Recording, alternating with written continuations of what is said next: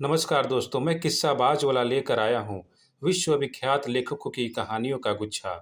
दोस्तों, अगर हमारी कहानी आपको पसंद आए तो इसे लाइक, सब्सक्राइब और शेयर जरूर करें। तो आइए बिना देर किए शुरू करते हैं हम आज की कहानी। कहानी का शीर्षक है मूल्य। इसे लिखा है राजकोंड विश्वनाथ शास्त्री ने। इस कल्चरल सिविलाइजेशन में मुझे आधी घड़ी सुख देने के लिए उस स्त्री का मूल्य 1.5 रुपया है। हमारे कॉन्ट्रैक्ट के लिए निर्णय नहीं किया गया। कंसिडरेशन 1 रुपये 8 आने व्यक्ति के अनुसार, समय के अनुसार, स्टेटस के अनुसार, पर्स के अनुसार। मूल्य बढ़ भी सकता है या घट भी सकता है, लेकिन उस दिन मुझसे उसने उतना ही ले लिया है। यह गलत है। उसे मैंने उतना ही दिया है। उससे ज़्यादा भी मैं दे देता तो शायद वह मना नहीं करती। उससे कम देने पर भी वह शायद मुझसे नहीं झगड़ती, लेकिन उस समय मैं उसे उतना ही दे सकता था। उस दिन उससे मैं बस स्टैंड के पास मिला, अंधेरा छाने के बाद। पकौड़ियों के दुकान के पास केरोसिन का दिया लाल रोशनी बिखेर रहा था। वह फड़फड़ा रहा था। उसकी पहनी हुई सफ़ेद साड़ी धुंधली लाल रोशनी में आंख मिचौनी खेल रही थी। उस रोशनी में, छायाओं में उसकी मैली लाल रंग की चोली मुझे दिखाई नहीं पड़ी, लेकिन दबी हुई वक्राकृतियां उभर कर बुला रही हैं। पान में रक्तिम हुए अधर विलासिता में इठलाने लगे। भौहों के नीचे आंखें छेड़ रही थीं। नीली पुतलियां टिमटिमाने लगीं, नटखट होकर इशारे करने लगीं। उसके काले केशों में छिपी हुई चमेली की सुगंध प्याज की बनी पकौड़ियों की तेल की गंध से मिलकर चारों ओर फैल गई। मेरी नज़रें उसके बदन पर रेंग गई, उस पर टिक गई। वे कहीं एक जगह न टिककर उफ़ किए बिना उसकी झुकी हुई लकीरों पर सरक गई। उसे छोड़े बिना घूम रही थी। चारों ओर कोलाहल, भनभनाहट और ध्वनियाँ। उसकी नज़रें अंधी रोशनी को, धुंधले अंधेरे को, लाल धूल को चीर रही थी, मुझे खींच रही थी। इर्द गिर्द गड़बड़ी, हड़बड़ी। कोक सोडा बोतलों के प्राण छूट रहे हैं। आवाज़ करने के लिए ही घूम रहे हैं तांगे के पहिए। साइकिल, रिक्शे, कार, बस, गाड़ियाँ और मनुष्य सब मिलकर शोर शोर शोर के बीच बिना बोले उसने बुलाया। बिना बोले चल पड़ी। गया मैं उसके पीछे, मन में शोरगुल के साथ, एक ही आकांक्षा के साथ, अपरिमित कामना के साथ। मिला उससे मैं मोड़ पर। पता नहीं मैं क्या बोला। यद्यपि नहीं थी ज़रूरत बातों की। दोनों को मालूम है कि दोनों में समझौता है। न कहने की ज़रूरत है, न पूछने की ज़रूरत है।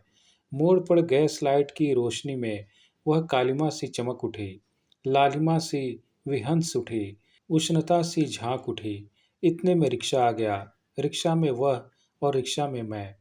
रिक्शा में मर्द, बगल में औरत, हाथ में हाथ, ताकतवर, गंवार और खुरदरा हाथ। उसने मेरी वांछा को जगा दिया, मुझे कंपा दिया। रिक्शा जा रहा था गलियों से। वह ज़्यादा दूर नहीं, सागर के तीर से। सफ़ेद बालू तब भी थोड़ा गर्म ही था। चलते हुए उसने मेरी भुजा पकड़ ली, मेरे हाथ को खींच कर छिपा दिया। क्या मैंने उसके बारे में पूछा है? क्या वह मुझे जानना चाहती है? सन्नाटे में चलकर बैठ गए।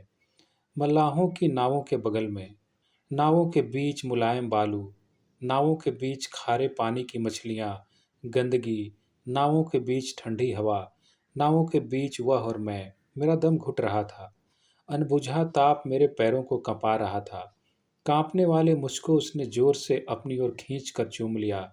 तीखी गंध, सस्ता साबुन, स्नो फेस पाउडर की मिलीजुली गंध, भीगी मैली लाल चोली के पसीने की गंध, इन सभी में मिली हुई मानवीय गंध, पगला कर आंखों पर परतें ढकने वाली औरत की गंध, मधुर सुगंध। मेरे हाथ उससे लिपट गए। हाथ उसे जोर से दबाने लगे। मेरे दिल की धड़कनों को उसके उष्णिम रोजों ने जवाब दिए। मेरे दिल के दरवाजों को खटखटाया, लहू की बाढ़ के लिए बांध तोड़ दिया। मेरे दुर्दम में आवेग पर वह मुस्कुरा उठी।